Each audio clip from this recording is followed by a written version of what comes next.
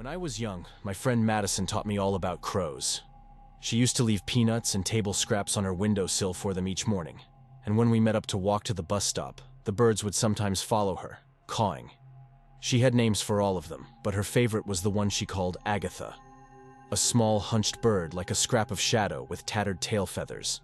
Every morning, Agatha and the others would caw outside Madison's window until she set out food, and sometimes when she got back from school, she'd find that they'd left her things in return: soda can lids, pebbles, bits of foil, acorns. It's treasure to them, she told me. They love shiny things. See how this blue button sparkles? Or the time they left a metal bottle cap, I laughed and said it was garbage and was going to toss it out. But Madison told me, never ignore the gifts of crows. She took the bottle cap and all the other things and wrapped wire around each object to make a sort of charm bracelet, which she wore everywhere.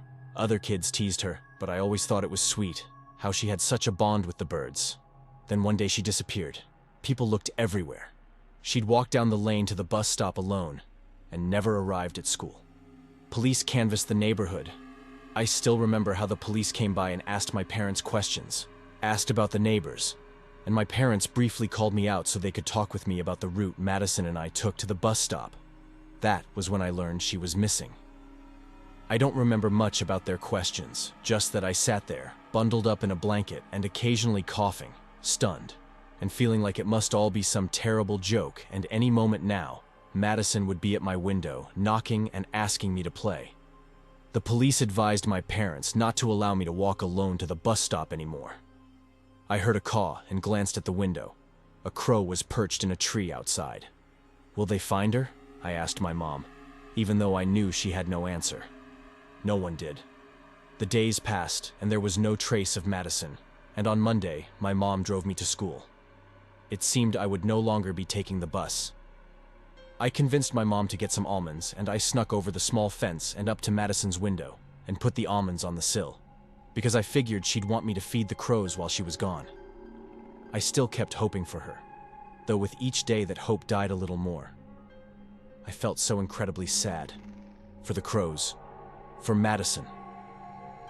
About a week after her disappearance, I found a penny and an acorn there on the sill, and I tucked them into my pocket. Caw! A ragged black bird perched on the fence, watching me.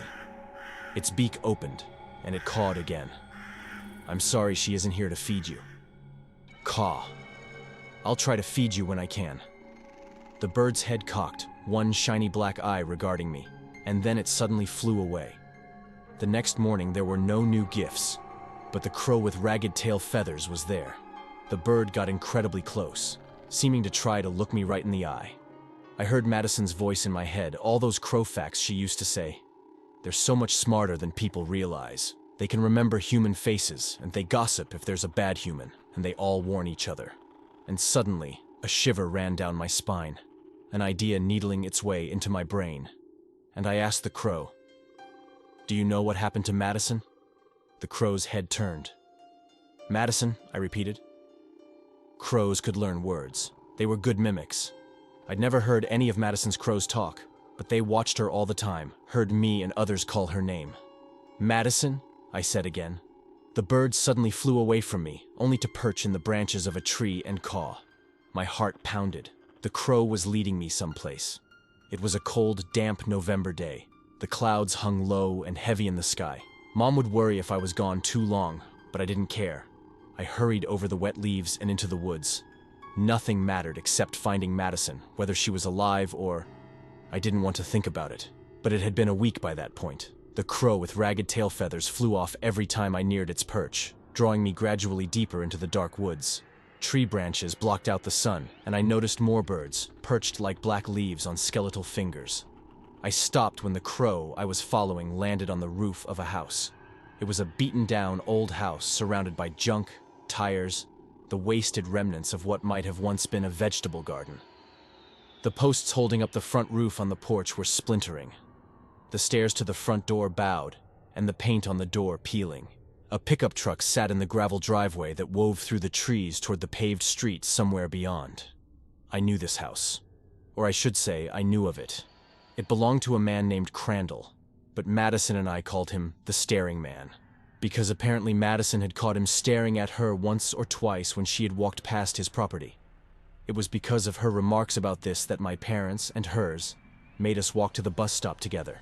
But we didn't really know much about him, other than that he was a recluse and looked like he was in his 30s. As far as anyone knew, he was law-abiding and had no criminal record.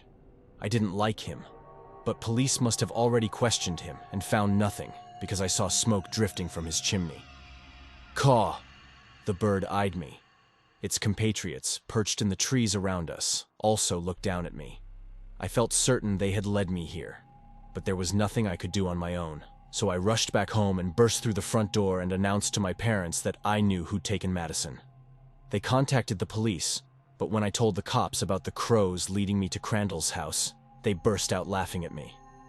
"Kid, they probably just wanted you to feed them," said the cop who seemed to be in charge. He assured me Crandall's property had been thoroughly searched. My parents apologized for wasting their time, and after I retreated to my room, I heard them all speaking in hushed voices about how kids work through this stuff in their own ways. There was only one thing left to do. I had to go and find Madison myself. The next day was a Saturday, and my parents usually slept in on weekends, meaning I'd have at least a few hours before they'd come searching for me. I got up early and slipped my shoes and coat on and went out. The faint red and pink of dawn spread through the sky as the sun rose behind the trees.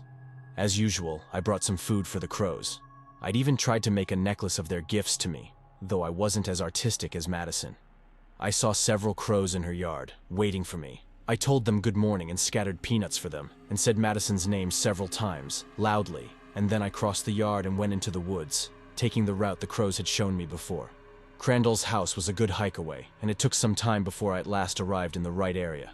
As soon as I saw the dilapidated beige siding, I slowed, suddenly very aware how loud my crunching steps were through the fallen leaves. A few crows watched me. I didn't even know if these were Madison's crows or different ones. The woods were full of them this time of year.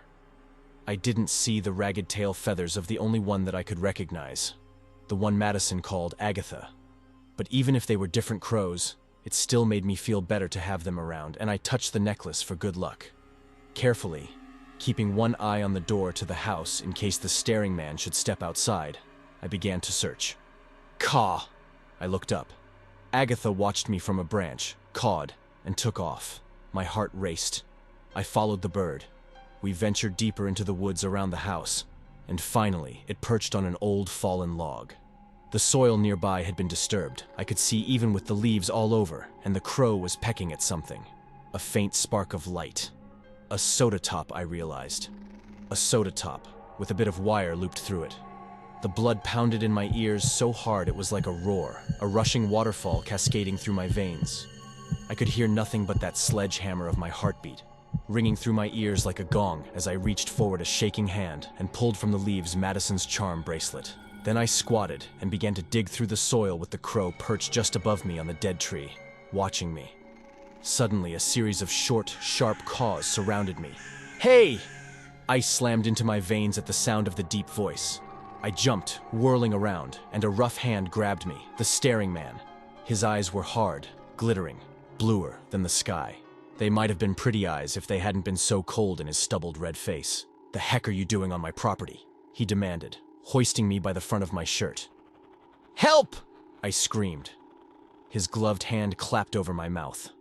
I fought and squirmed, but it was no good.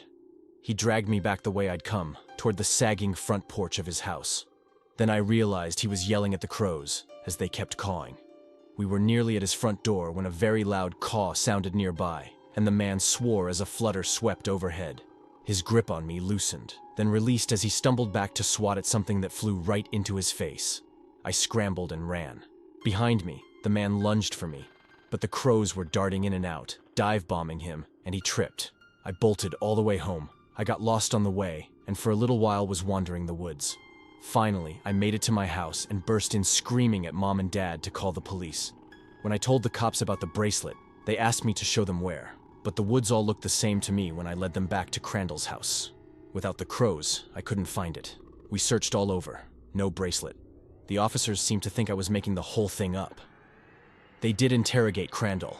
He admitted he'd found me on his property, digging through the leaves, and said he'd grabbed me to try to bring me home. He also added that I was a nuisance and that he wanted a restraining order to keep me and other kids off his land. From the trees above, the crows watched. And they watched as my parents took me home. I locked myself in my room and cried into my pillow all night because nobody believed me, which meant Madison's disappearance would forever remain unsolved. To this day, her disappearance is a cold case. I never recovered the bracelet, either. It's still lost in the leaves, or Crandall disposed of it. I know that's not a happy ending. Madison was right, though, about their gifts. The birds don't bring trash. They are very judicious in the gifts they select, and I know this because a couple of days after the incident with Crandall, I was sitting outside, moping at her window, and the crows brought me a gift to make me feel better. Caw. I wiped the tears from my eyes and saw, through my blurry vision, that they'd left something on the sill. At first, it looked like a pair of misshapen marbles, each mostly white with a splotch of blue bright as the sky. Long red tails dangled from the gloppy things, and as my teary vision cleared, I gasped. Eyes. Human eyes. I flushed them down the toilet so the birds would not be blamed. Since then, I keep every one of their gifts, each precious charm worn around my neck like a blessing.